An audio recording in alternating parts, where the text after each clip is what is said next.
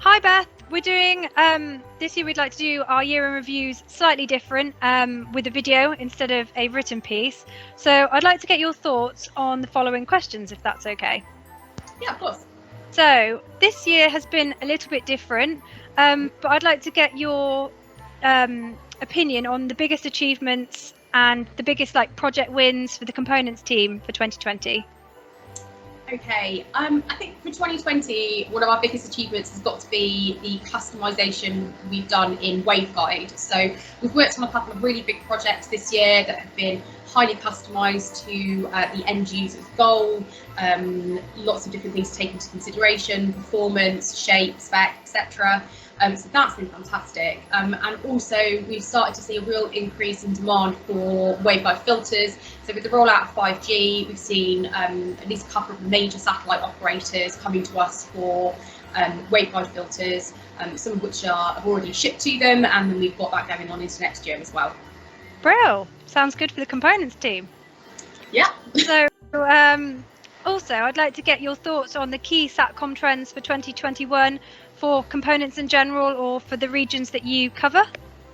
Sure. I mean, I think 5G is going to continue to play a really big factor. So as it continues to be rolled out in more and more places, we're going to see more demand for things like waveguide filters, but also the LEO installations. So with that, we're going to see the increase of more remote sites, more small VSAT terminals. So things like single fibre links to make sure that you can talk to the remote site, and especially our range of smart products that are controlled and monitored over Ethernet.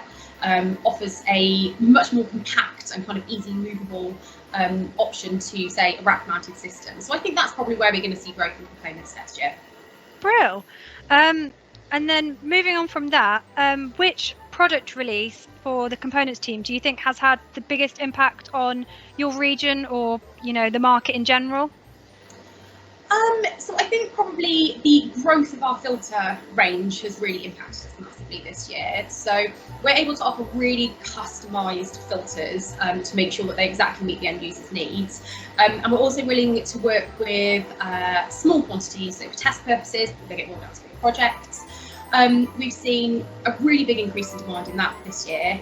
Lots of requests coming in from kind of defence agencies, satellite operators. And we've worked on some really exciting projects. I'm hoping that that is probably going to continue on into 2021 plus. Perfect. And then finally, can't ignore the elephant in the room, which is the pandemic this year. How has that impacted your life and personal life?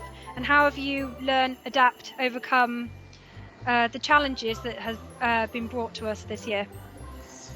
Well, I think the biggest change is that we have, for the most part this year, been working from home, which saves me quite a long commute both ways during the day, which means I have been forced to take running a little bit more seriously, and I've managed to knock just over 15 minutes off my personal best for a 10k. Might not sound that impressive to That is impressive. But I am not a natural runner at all. So for me, that's been a really big achievement. I've been able to kind of take my health and well-being, seriously and find the time for that this year. Brilliant, sounds great. Congrats on your 15 minutes saved on the 10k. Oh, thank you.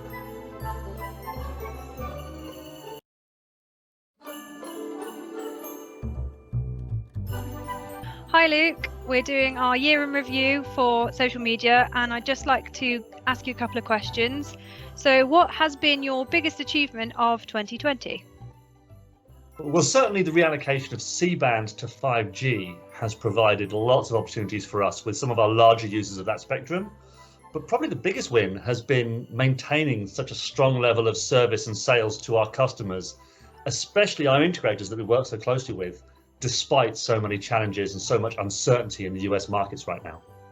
Perfect, okay. And what key satcom trends do you predict for 2021?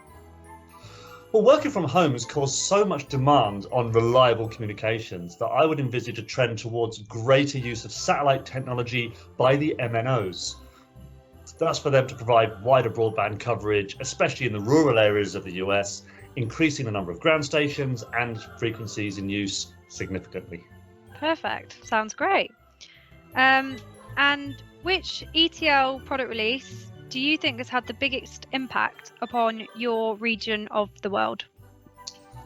Well, in the US, the whole genus range has been really well received. I think it's because it speaks to such a diverse range of applications.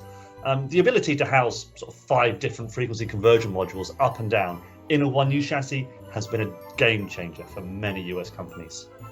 Fantastic. Glad to hear it.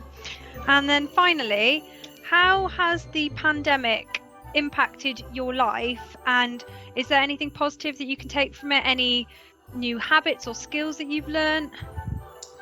Yeah, I mean, I think this year has really allowed everyone, including myself, to be a little bit more human. Yes, my customer is an important and skilled RF engineer.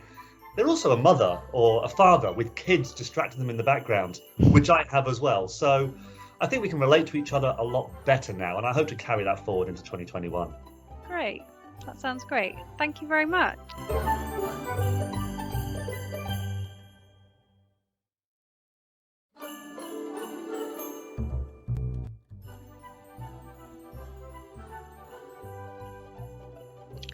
Hi Andrew, just want to speak to you about ETL's year in review and get a roundup of how the year's gone so far. So starting it off, what has been the biggest achievement of the year for you globally? Big project wins? Okay, well, I think, from our point of view as a company, the satellite industry is, while it operates in a very big world, technically it's a very small world, and we know all the companies we do business with very well, whether they're suppliers or our customers. So what's been fantastic is that I think as a satellite family, we've actually kept communications together, and I think the new technology of Zoom and Teams and other means of communications has been great. And I just want to say a big thank you to all our customer base for keeping the communications up and working as well from home as they do when we meet them in their offices around the world. So it's a big thank you, really. Yeah, perfect. And looking at 2021 and the year ahead, what are the key satcom trends that you envision for your region or satcoms globally?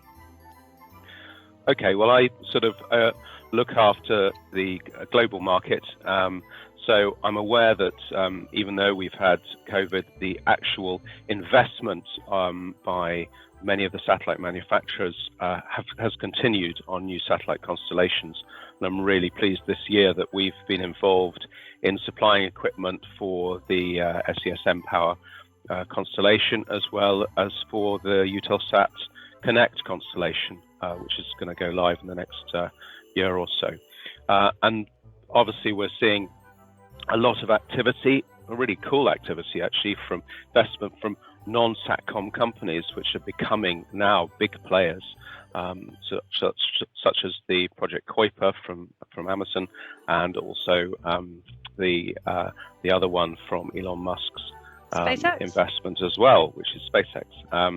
So we are really quite excited by that, because it actually means that our engineers are going to have to really step up to the plate and start redesigning the teleport equipment to actually work in very different ways with very different satellite constellations, while still delivering a really reliable signal. So it's actually quite exciting next year. Perfect. And which, specifically speaking, ETL product release do you think has had the biggest impact on on the global satcoms market? Well, this year, 2020, has been the launch of our Falcon frequency converter range. And while frequency converters are well known and well used in teleports around the world, ETL has, using a term that I do love, Japanese, a well-known product. We've effectively taken proper technology and improved it even further. So we've taken our really good architecture, hot swap and multi-module, and actually made a very standard product just a little bit cooler and a little bit more affordable and a little bit easier to use. So I think Falcon frequency range has been a real sort of killer app, as they say, in the world. A disruptor in the market. Yeah. And finally, can't ignore COVID this year. How has the pandemic impacted your life? Have you been able to adapt or learn something? Like how have you overcome COVID this year? Well, I think the biggest effect has been the fact that I don't have jet lag quite as often as I used to, and I don't miss sitting on planes on long haul, which is a necessary requirement for our global marketplace to go and see satcom customers around the world. But I think, as I said at the beginning, we have adapted well. I think the whole team has adapted well, not least from communicating to our companies around the world, but also from working from home. I mean, most of our engineers have remained in the office. I mean, we have ETL has a fantastic socially distanced office. So, we are still operating as normal. We're still manufacturing. We're still delivering. And here we are 6 months into our financial year, and we're on target. So, which is great news. So, I think it's an indicator of how well ETL performs, but it's also an indicator that the satellite industry has carried on regardless around the world. And it's huge credit to our customers for doing this.